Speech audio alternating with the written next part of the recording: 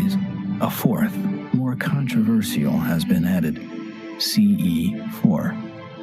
Even more controversial, Stephen Greer added a fifth kind of encounter, CE5, human-initiated contact. So, how is this done? Given Schrodinger's idea that the number of all minds in the universe is 1, in order to make this type of contact, a human could potentially access that single inner consciousness through intense meditation and then visualize his location down through the Milky Way to the planet Earth, to wherever he sits under the stars. In theory, then, any extraterrestrial passing by would be able to hear the broadcast and know exactly where to go, if they choose to do so. It's interesting how many people have never been out in a place like this where they can see the whole Milky Way galaxy. Most people who come for a week, it alters their life. There's meditation techniques, there's remote viewing techniques, and once you start learning these processes and refining them, then you can make contact more quickly, more easily, and be more of an asset to the group. Checking to be sure that there's no source from anyone else, so that when we do start having electromagnetic signals through this, we know that it's a legitimate source. My name's Emery Smith. I've been with CSETI for approximately 3 years. Getting the baseline reading from us. My duties consist of a couple things. I am Dr. Greer's head security detail. I also am their photographer. I operate anywhere from 2 to 6 cameras at one time. Yeah, that's our craft. It was over the mountains in this direction. Many of the craft that are coming in are transdimensional, and the way I understand it, not visible to the human eye. And that's where this new technology, night vision, that's where that's coming into play. And with the advent of new technology that's out there, it becomes easier and easier for us to capture these beings and these celestial objects on film. after you do the night vision, it has that green hue, of course. And after a while, when you get back to real life, you're thinking, why isn't everything green? This can't be reality. I want to show an early one from Gulf Breeze from 1992. We went down there, and one of the fun things that happened is that I had about 40, 50 people. Let's go out on the beach. And we didn't have good cameras then, but you'll get the feeling of how exciting it was. Have all these people, and 1, and then 2, and then 3, and then 4 ET craft materialize right in the sky. There it goes, 1, 2, 3. And there's 4. There's 4. There's 4. We have a confirmed CE5. Holy damn hot shit. Hot dog. Thank you. All right. So the point, the point is, it's fun.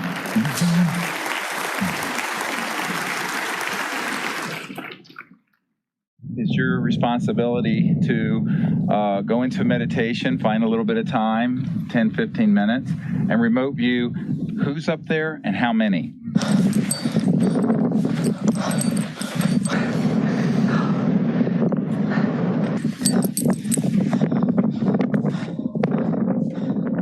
I can attest to the fact that real phenomenon happens here. I really feel that his CE5 protocols are based on a spiritual kind of positive contact, and I think that that is an excellent model for any kind of communication, whether it be on Earth, in the United Nations or wherever, but in this particular field, it's with cosmic cultures. And we use consciousness, meditation, visualization, remote viewing, certain tones, and we do it in a group when we can, or even as individuals. It's just been this series of unbelievable events that are amplified by our meditation. It enforces this communication between us and the ETs, and it's so interactive. I can feel everything, I can hear all the sounds just right there. Perfect. And then this being, the little larval one comes up, and we had this hug, and I shared the joy in it, and I'm like just thanking it for this experience. Let's do what we can to feel as if it would feel that this is perfectly normal and natural. Oh, sure. And that, this is...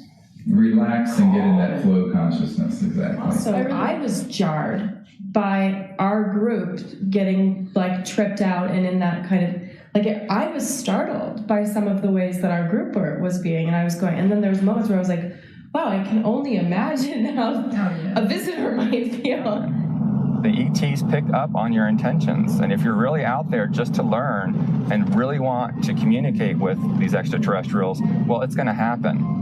Avahanam Narayanam Padma Bhavam Vashishtam Shaktim Chatatputra Parasharam Cha Yasam Shukam Golda Padam Mahantam Govinda Yogindra Matashashisham. And we ask these extraterrestrial civilizations to join us as they begin to learn of us, to help us, and to understand us, even as we endeavor to understand them and welcome them here to this beautiful planet. Namaste. Oh my gosh, another beautiful, stunning, absolutely stunning. Not an earthquake.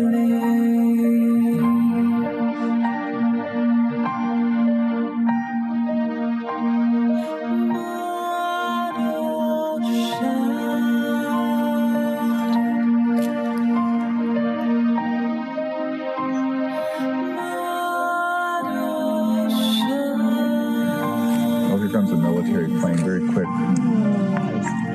Yeah, there's a very fast military. Okay, they're gonna go. Oh. It turned right to it. Yeah. Literally, my heart literally sunk when the jet got to where the craft had to phase out. Yeah. And to feel all that love build, and then to feel that jet coming in, and it was on a heart level, my heart literally sunk when the jet crossed the path where it had to take off.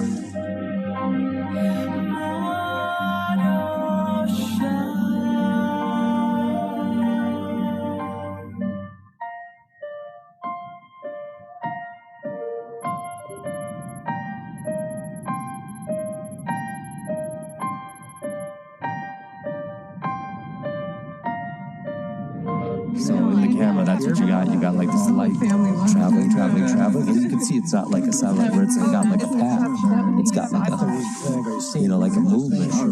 Yeah. And then it's gone. When I was 17, I injured myself. I got so infected. And at the time, because I was very poor and I didn't have any health care, I just laid there and I got sicker and sicker and sicker, and I had a near-death experience. I found myself out in deep space. And it was this experience of complete oneness with the cosmos, not just with Earth and life on Earth, but with the stars and the infinity of creation. It certainly altered the course of what I would end up doing, because I then learned meditation. I actually became very aware of the power of the mind. This experience helped guide the direction of his life. Though Greer went on to earn a medical degree and raise a family, he continued to study consciousness and contact. And decades later, it seems he would be the doctor called upon first to examine a very unusual body. This came to us in the last couple of years, and there's a man who runs an institute in another country that I cannot talk about. But he came into possession of a little creature. It is humanoid. It does not look human. We have acquired an EBE, an extraterrestrial biological entity. We're flying over to Europe soon to take some tissue samples and do some DNA testing. This was found in the Atacama Desert. We don't know how it came about. Here's the great view of the face and cheekbone, very complex. Now there is a fracture here, and behind this right ear is caved in, and that's how this ET being was killed. We have the best scientists in the U.S. from Stanford that are going to be doing the testing itself to see what this really is, and also to rule out what it's not.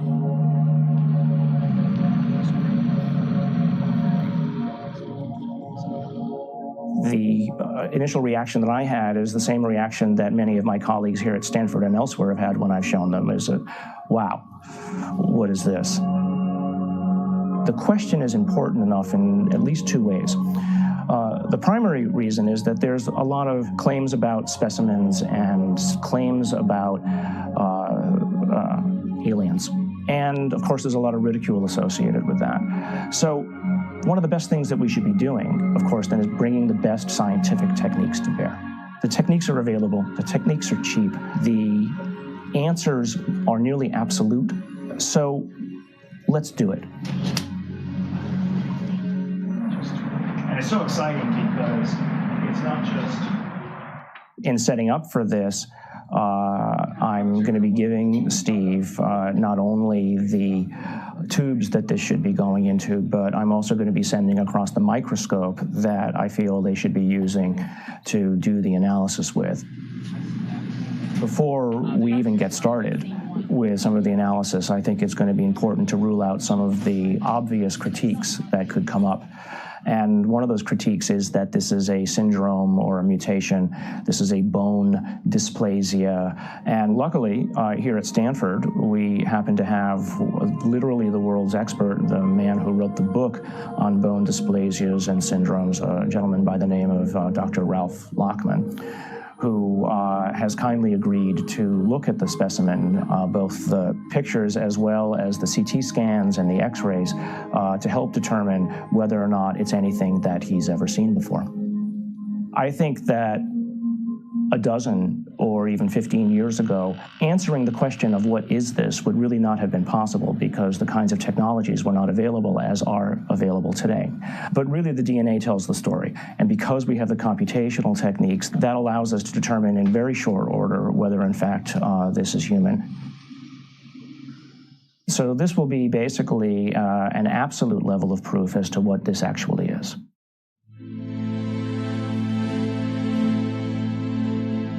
The problem is not proving that UFOs exist. It's when you begin to expose the energy and propulsion systems behind how they're getting here. You're talking about unveiling an entirely new science that would replace oil, gas, coal, nuclear power, public utilities. And this is the $600 trillion problem. The patent office, after they fired me, I had to wait 6 years before I got rehired. Everybody at the office was avoiding the case. But when they finally did, the arbitrator wrote an 85-page report on how the media had caused my dismissal. So I only got a 30-day suspension out of the whole thing, which was taken out of the tiny little bit of 6-year back pay. So that was great. Yeah, it was. Yeah, it made it all worth it, so to speak, because that's how we were able to open the offices and stuff. It was very comfortable. No feeling of being shocked or anything else, just a good feeling, comfortable. What scientists need to do and normal people need to do is they need to look at the hardcore evidence, decide that, oh my gosh, ETs are real, and then get over that. And if that's the case, then you can start extrapolating because they're getting here, which means they have solved the physics problem, if you will. That's an actual photograph that Mark Whitford took, a friend of mine. And you see the stars in the background. So this is a fixed camera. The craft was a triangular craft moving away from him, and all of a sudden it makes a right angle turn. Apparently it has what I would describe as inertial shielding. It's the only way something can make a right angle turn without having everybody killed inside of the craft. Though we experience inertial forces every day, their origins remain a mystery.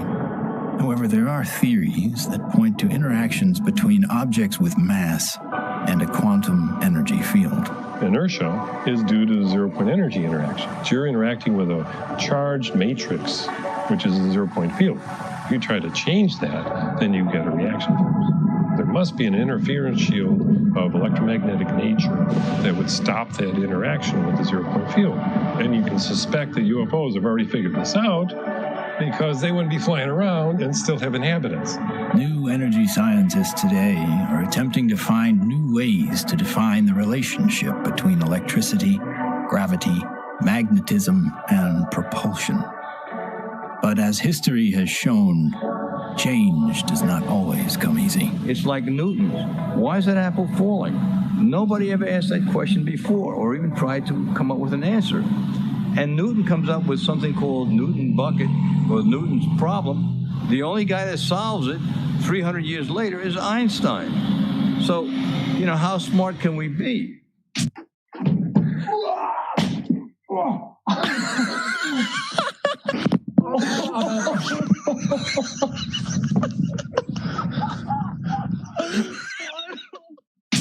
If you look at everything normal within the conventional wisdom, you're not going to learn anything new. My name is Morgan Boardman. I am the Chief Financial Officer of Morningstar Applied Physics. My business partners are Paul Murad and Dr. John Brandenburg. What we're doing, like I said earlier, is we're using a magnetic field that's rotating about the axis with the hope of generating a magnetic vortex. In essence, we are trying to start a civilian advanced research projects agency.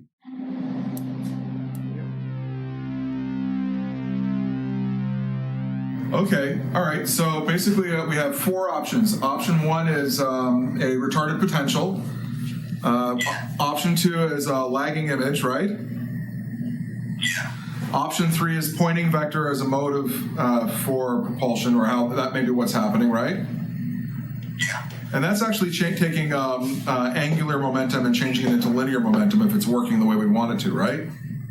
Yeah. Okay, and then the fourth one is that we are somehow either generating and or absorbing gravity waves. You got it. Do we accept Einstein's viewpoint that thou shalt not go faster than the speed of light?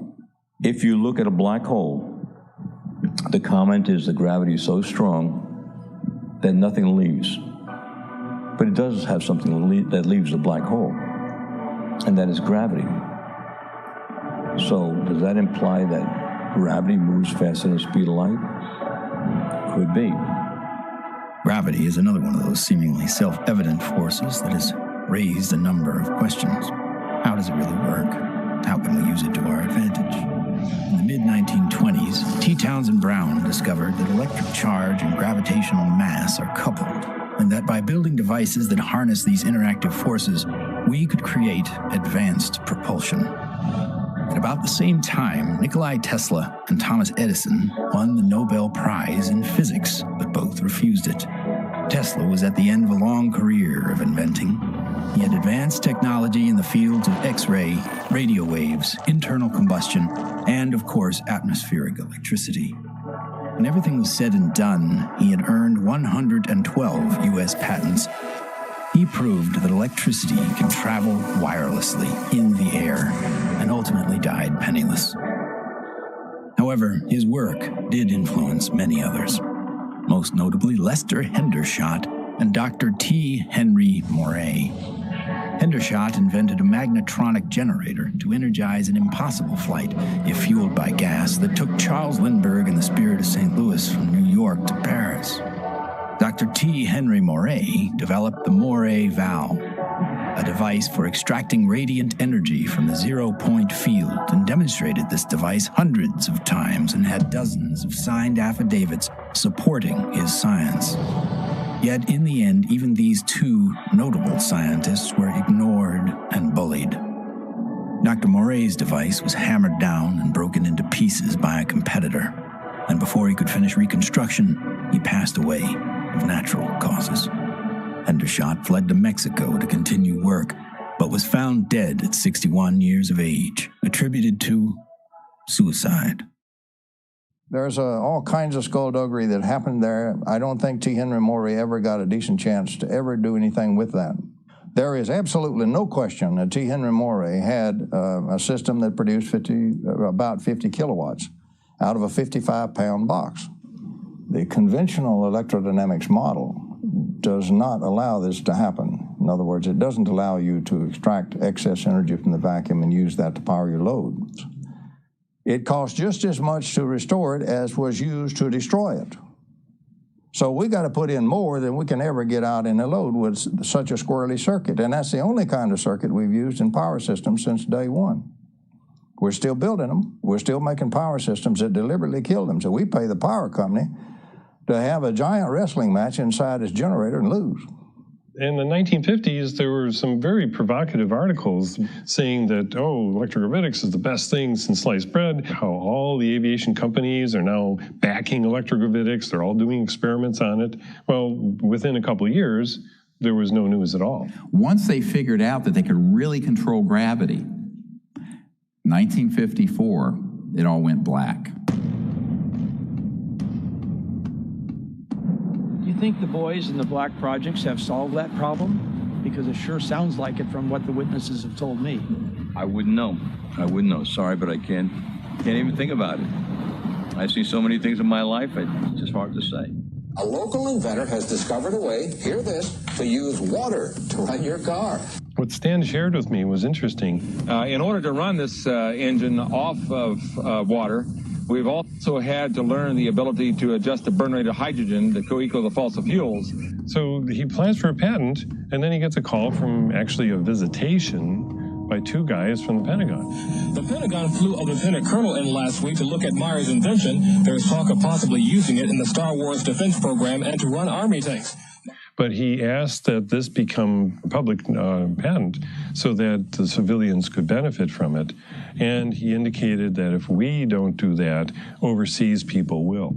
In 1996, Meyer was sued by his investors, who claimed the device was not revolutionary, despite verification of the unique voltage intensifier circuit by the U.S. Patent Office. Meyer was brought to trial, but key evidence was not allowed. His oral testimony was not even recorded due to an audio recorder malfunction, and the judge recessed early for vacation. Later, Meyer made an appeal but was denied. He was found guilty of fraud and ordered to repay his investors, putting an immediate dent on the idea of funding new technology. On March 20th, 1998, Stanley joined his brother and two NATO officials for a dinner meeting. Stan took a sip of cranberry juice, grabbed his neck, ran out of the restaurant, and fell to the ground, saying, "They poisoned me." He fell down after eating at a restaurant nearby where he lived. Fell down the parking lot, said, "I've been poisoned," collapsed. And that's on the police report? Yeah. The police report confirms his words. The cause of death was written to be an aneurysm, though he left behind just enough materials for others to piece together his process. The full secrets of his device died with him.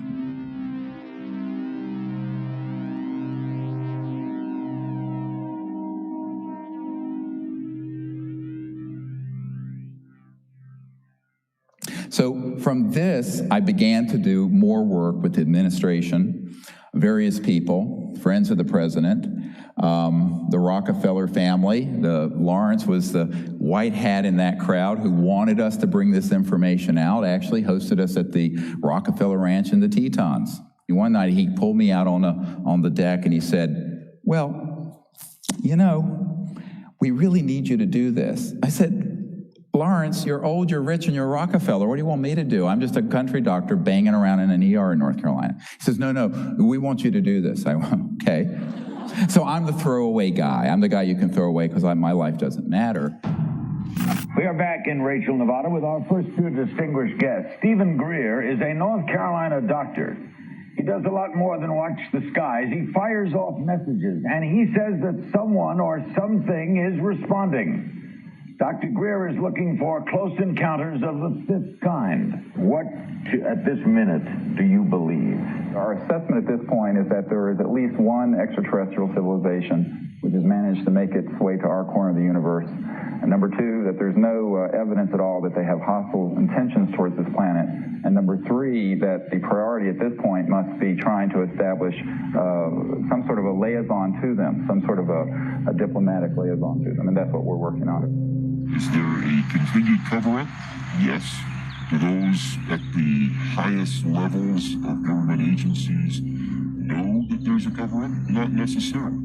Officer X, a high-ranking military veteran, joined forces with Dr. Greer in order to use his military and government influence to gain access to high-level officials.